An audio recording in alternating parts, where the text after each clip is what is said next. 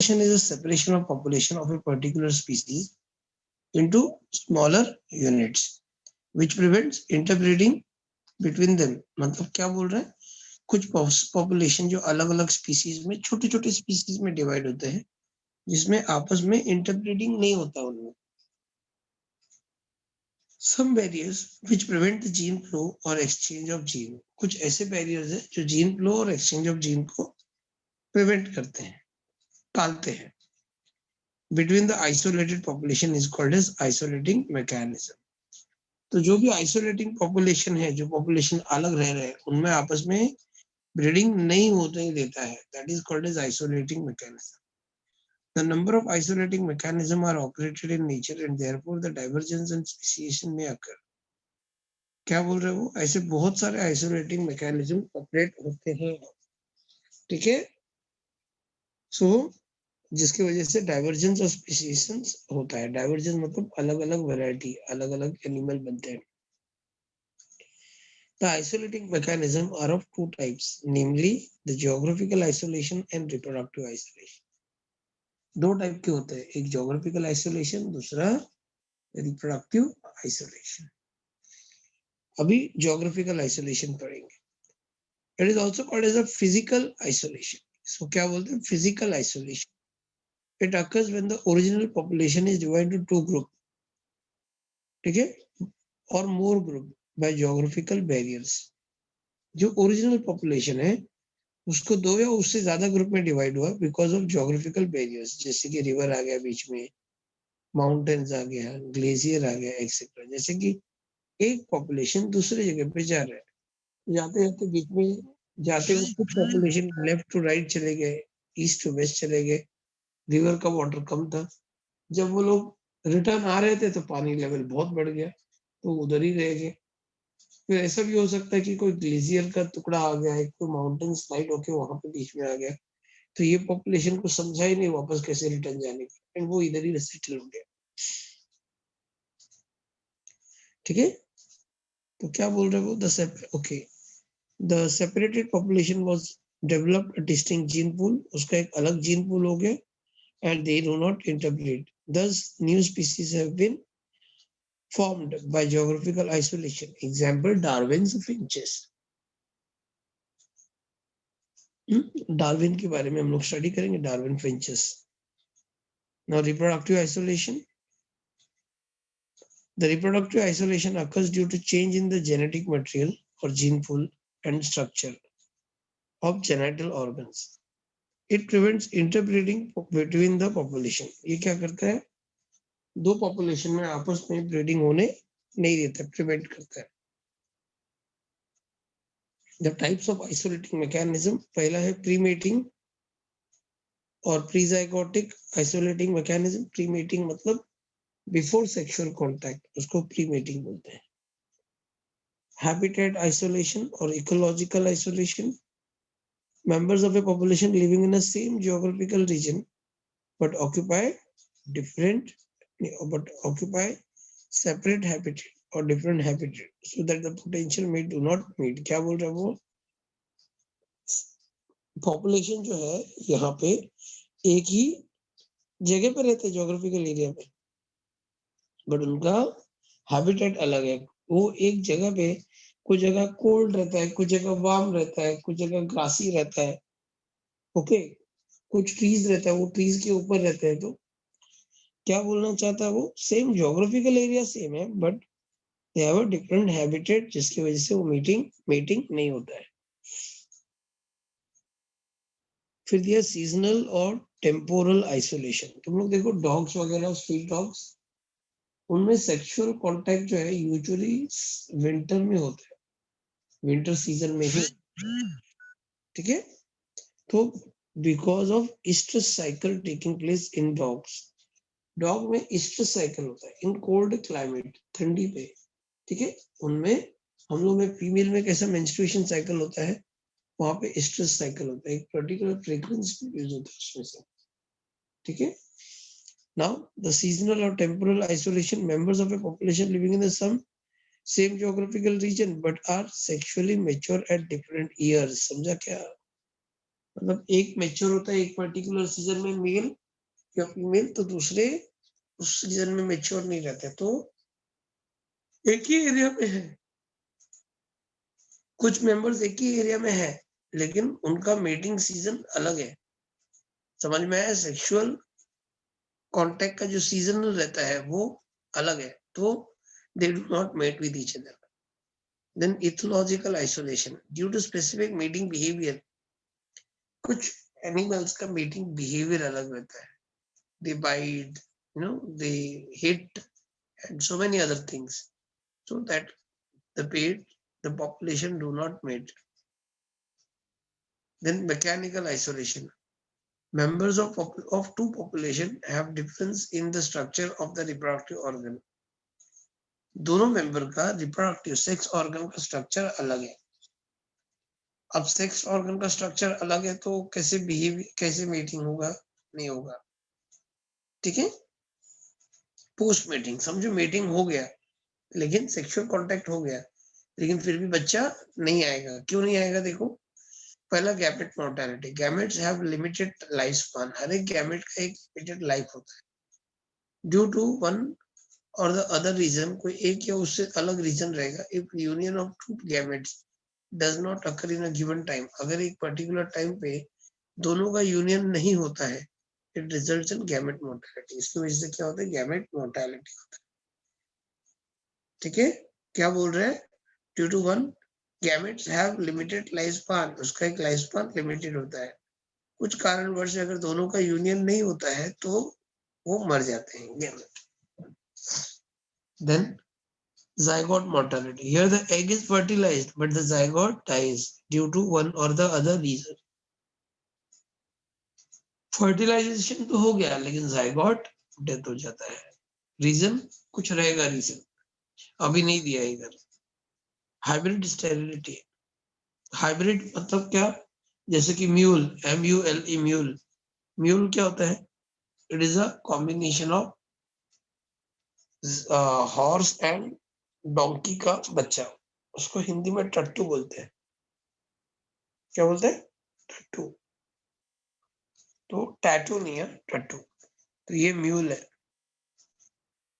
मैं hybrid sterility की बात कर रहा हूँ। म्यूल जो होते हैं, देखो इधर दिया भी है म्यूल, एग्जाम्पल म्यूल। ठीक है, अभी अगर हम लोग बोलेंगे जेब्रा एंड हॉर्स का बच्चा, क्या बोलेंगे उसको? जॉर्स।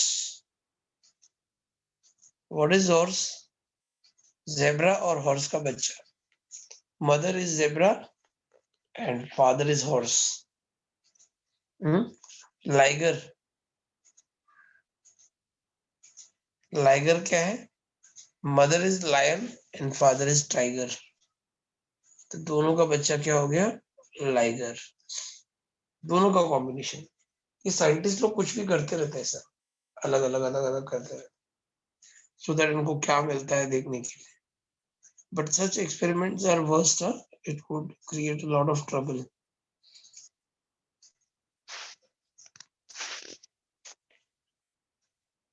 ठीक है, तो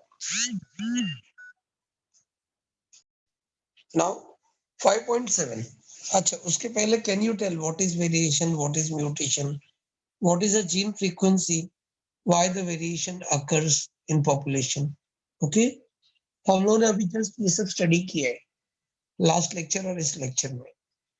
तो मैकेनिज्म ऑफ ऑर्गेनिक इवोल्यूशन क्या बोल रहा है? One has to give the importance to the population while considering the mechanism of evolution. हम इवोल्यूशन के मैकेनिज्म को अगर एक्सप्लेन करने जा रहे हैं तो हमें पॉपुलेशन को इम्पोर्टेंस देना बहुत जरूरी है। ठीक है, now the population that evolved and not it's individual member. जो इवोल्यूशन होता है वो एक पॉपुलेशन में होता है, एक इंडिविजुअल में नहीं होता है। समझ में आया? एक नया स्पीसीज पूरे पॉपुलेशन की वजह से होता है। तो इंडिविजुअल्स रोल क्या है? Just to pass its genetic variation to its offspring. वो जेनेटिक वेरिएशन ऑफस्प्रिंग में पास करना है, बस इतना ही रोल है। The following are the basic processes which bring about evolution। कुछ बेसिक प्रोसेस जो इवोल्यूशन लेके आएगा। mutations, gene recombination, gene flow, migration, that is gene flow, genetic drift, natural selection, isolation and species, जो हम लोगों ने अभी पढ़ा है। ह्यूगो डी प्राइस जो बोल रहे थे म्यूटेशन थियरी है ना, फिर जीन रिकॉम्बिनेशन जो पैचिटिन बताया था, gene flow, migration, immigration, emigration दो होता है, फिर जेनेटिक ड्रिफ्ट के बारे में स्टडी करना है, फिर natural selection, then isolation and ना म्यूटेशन। पहला ये हमने जो पहले पढ़ा था वही चीज अभी थोड़ा सा डिटेल में पढ़ना है। What are mutation? These are permanent heritable changes in the genetic material of an organism. Organism के genetic material में permanent और heritable change develop होता है, permanent and heritable change. Okay?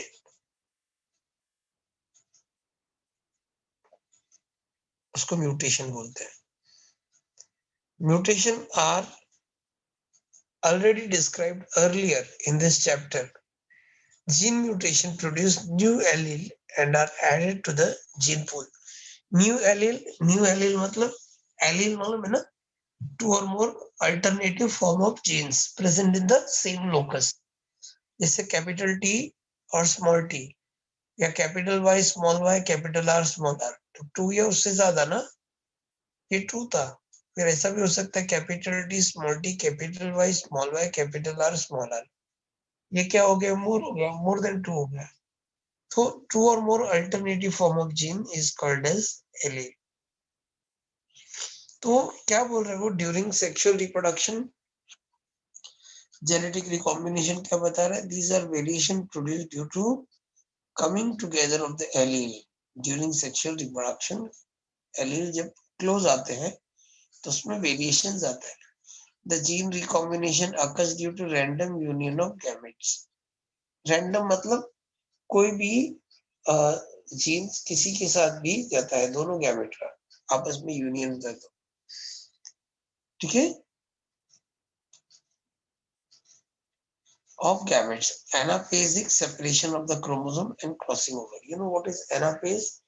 Prophase, metaphase, anaphase and telophase. देखो वो cell division chapter मैंने 11th में बहुत ही अच्छे से बोर्ड पे सिखाया था, बहुत ही अच्छा टाइम देके सिखाया था। उसका रीजन था कि इसके बारे में कभी भी किधर भी आ जाता है तो anaphase separation, okay, and random and chromosomes and crossing over pachytene phase में होता है। पैचिटिन क्या होता है, प्रोपेज 1 जो होता है मेयोसिस में, मेयोसिस 2 होता है, मेयोसिस 1 और मेयोसिस 2। तो मेयोसिस 1 जो होता है उसमें प्रोपेज 1 होता है, मेयोसिस 1 जो होता है उसमें प्रोपेज 1 होता है। मेयोसिस 1 जो होता है, मेयोसिस 2 है, एक 1 और एक 2। मेयोसिस 1 में आता है प्रोपेज 1, प्रोपेज 2, मेटापेज 1, एनापेज 1 एंड टेलोपेज 1, ठीक है, एंड टेलोफेज 1। मेयोसिस 2 में भी वही है, प्रोपेज 2, मेटापेज 2, एनापेज 2, टेलोपेज 2। इसमें प्रोपेज 1 जो है, प्रोपेज 1 जो है इसके बहुत सारे फेजेस है, leptotene, zygotene, pachytene, diplotene and diakinesis, 5 है।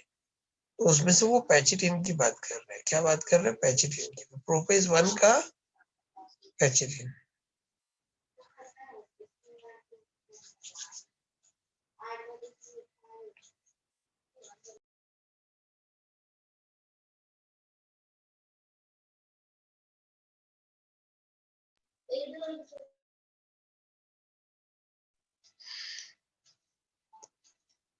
Now, genetic drift. Any alteration in the allele frequency in the natural population by chance is called as a genetic drift. ये भी हमने पहले पढ़ा है, but by pure chance है, खाली by chance लिखा है इधर, प्योर। एक नेचुरल जेनेटिक पॉपुलेशन है और उसमें अचानक अपने आप कुछ बदलाव आ गया।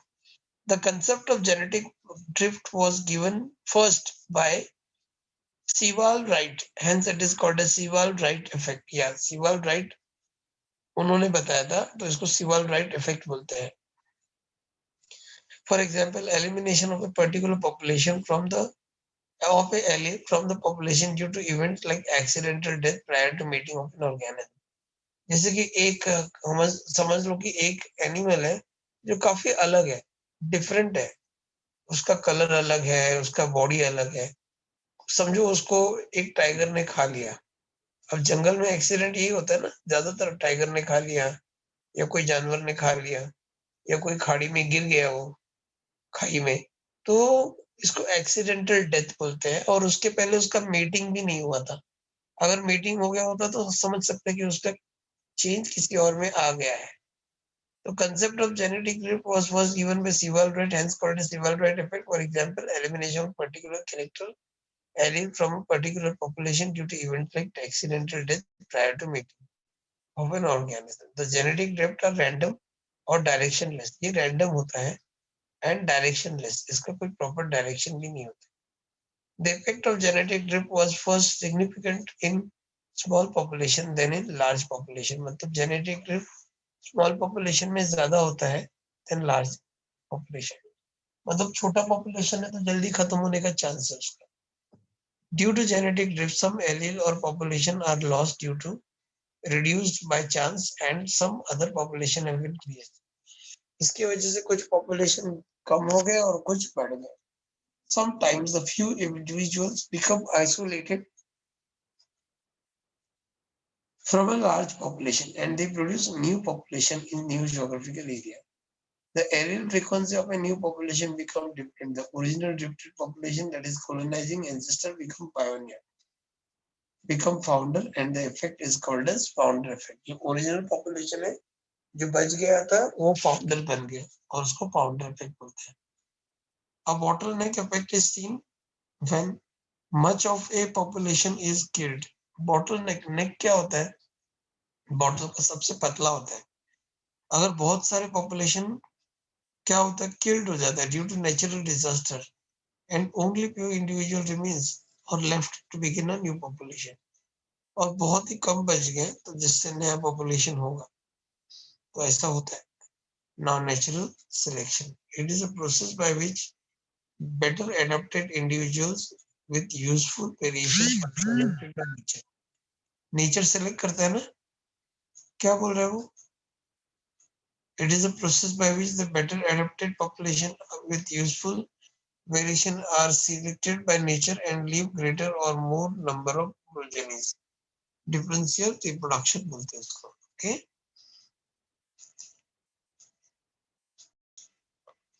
Types of natural selection. First, you look at this graph. ये graph को देखो. दिया है drawn stabilizing selection. Time दिया है नीचे और left side में क्या दिया है? लिखा है number of individuals. दो दिया है. Selection against both the extreme बराबर है. पहला दिया है population after selection जो select किया वो and the original population. अगर तुम ध्यान दोगे जिसको हमने select किया वो एक stage पे बहुत ऊपर जाता है, बढ़ता है, बाद में पूरा abruptly गिर जाता है. जिस स्पीड से वो बढ़ा था वही स्पीड से, जिस स्पीड से वो बढ़ा था वही स्पीड से वो नीचे भी आ जाता है. बट अगर ओरिजिनल पॉपुलेशन की बात करेंगे तो ओरिजिनल पॉपुलेशन कैसा होता है? स्लोली बढ़ता है और स्लोली स्टेबलाइज हो जाता है और वो थोड़ा ज्यादा देर तक रुकता भी है. So what does it indicate कि जो ओरिजिनल पॉपुलेशन है they are much stronger compared with the selected population. ठीक है. तो the types of natural selection क्या बोल रहा है? Here more individuals of a population acquired a mean value, character mean value. It tends to favor the intermediate forms and eliminate both the phenotypic extreme.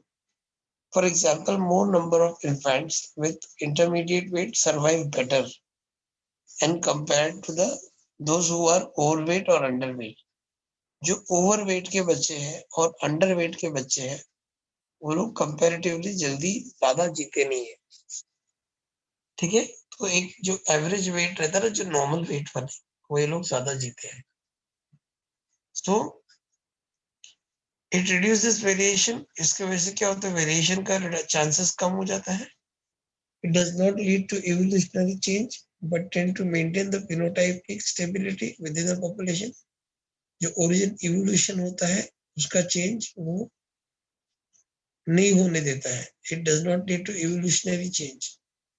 Phenotypic stability, जो parental type external character वो stable होता है, therefore it is described as stabilizing selection. The general direction stabilizing selection represents a situation where a population is adapted to its environment. Population को उसी के environment में रखते हैं। अभी दूसरा है डायरेक्शनल सिलेक्शन। डायरेक्शनल सिलेक्शन देखो क्या दिया है, ये ग्राफ को देखो, सिलेक्शन अगेंस्ट द एक्सट्रीम, ठीक है, original population and after selection population. अगर तुम ध्यान दोगे तो क्या है दोनों, हाँ, सिलेक्शन अगेंस्ट द एक्सट्रीम, जो ओरिजिनल पॉपुलेशन है वो स्टार्टिंग से एडेप्टेड रहता है और बाद में कम होने लगता है।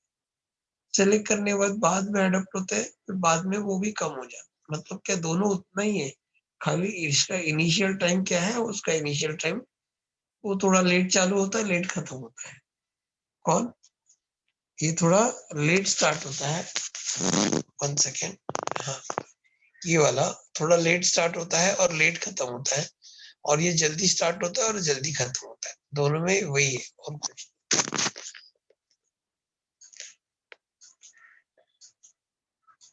हाँ, in this type more individual acquire value other than mean character value. The natural selection act as to eliminate one of the extreme of population of phenotypic range and favor the other, systematic elimination of homozygous recessives. तो वो क्या बोल रहे हैं इसमें, systematically homozygous recessive जो होते हैं, recessive character, small T small T, small Y, small R, उसकी बात कर, वो एलिमिनेट हो जाता है। The directional selection operates for many generations. It results in an evolutionary trend within a population and shifting a peak in one direction. Peak को एक particular direction में जाता है। For example, तुमने select किया और तुमको एक population थोड़ा late चाहिए और late end होना चाहिए, तो late करेगा। Example, industrial melanism, DDT resistant mosquito, मालूम है? DDT resistant mosquito, कि mosquito जो DDT resistant है, DDT is a chemical, not disruptive natural selection। ये देखो disruptive natural selection, ये डायग्राम में देख लो, ये क्या बता रहा है, पॉपुलेशन आफ्टर सिलेक्शन क्या होता है, इनिशियली बढ़ता है, फिर कम हो जाता है, फिर बढ़ता है, फिर कम हो जाता है। और ओरिजिनल पॉपुलेशन क्या होता है, धीरे धीरे बढ़ता है, एक पीक लेवल पे जाता है, फिर धीरे धीरे कम होता है। Disruptive natural selection, here more number of individuals acquire peripheral character value at both ends of distribution curve. The nature select extreme phenotypes and eliminate intermediate. Nature extreme phenotype को select करता है, इंटरमीडिएट को eliminate करता है। Hence, two peaks are found in distribution of traits. This kind of selection is rare. ऐसा selection rare होता है. It ensures the effect on the entire gene pool of a population, considering all mating types. सारे mating types को consider करता है. Example, it was observed in a different beak size of African seed cracker finches. ये अभी आगे के page में दिया इसका diagram. The bird have different size of beak, they feed on seed. वो अलग अलग सीड को खाने वाले अलग अलग beak. The available seeds of two kinds, small and large. So large beak sized birds feed on large seeds, and while small beak size, जिसका beak चूच जो है bird का छोटा था वो छोटे seed खाता था. And the number increase, जो intermediate size beak था जिसका वो नहीं खा पाया और उसका population decrease हुआ धीरे धीरे and eliminate हो गया naturally. देखो इधर ये डायग्राम में दिया है beak, देखो, हाँ, अलग अलग साइज का बीक अलग अलग है ना, डार्विन फिंचेस, बर्ड सेम है लेकिन सबका बीक अलग है. Isolation, It is a separation of single interbreeding population into subunit. छोटे छोटे यूनिट में सेपरेट करना. Isolation strict restrict gene flow between the discrete or non-continuous population due to different barriers, geographical barriers. हमने पढ़ा था. This part is already explained. Speciation, the subunit of a single interbreeding population due to geographical barriers like river, mountain, desert, sea, etc. become isolated in such a way that their interbreeding is prevented. This will finally lead to origin of new species, that is speciation. Discussed in detail, okay. वो आगे हम लोग करेंगे.